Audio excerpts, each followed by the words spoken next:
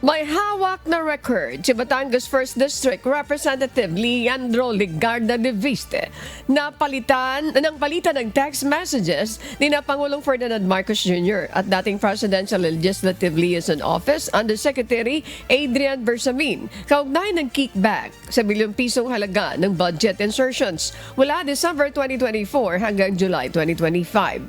Kabilang na ang mga delivery ng nasa 8 bilyong pisong halaga umano ng salapi. Ipinakita umano ang record na ito kina ACT Teachers Party List Representative Antonio Tino at Caloocan 2nd District Representative Edgar Erice at sa isang alkalde. Para sa mga kongresista, matibay na ebidensya umano ito ng direktang pagkikilahok ni PBBM sa flood control corruption scandal. Gayunpaman, tumanggi na si Representative Tino na ipakita ang screenshot ng sinasabing text messages. Si Adrian Bersamin, nasa kanya yung mga deliveries ni Bernardo at direktang nire-report niya kay Pangulong Marcos, no? At ang sinasabi nga, merong mga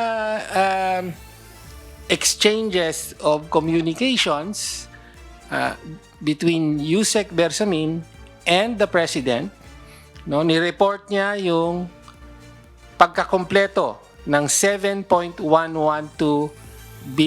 billion in deliveries, no?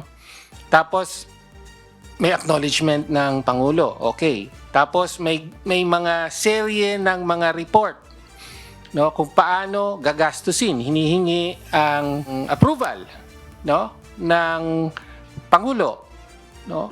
Katulad ng sinabi, ang maraming mga exchanges dito ay nagpapatungkol sa election campaign expenses.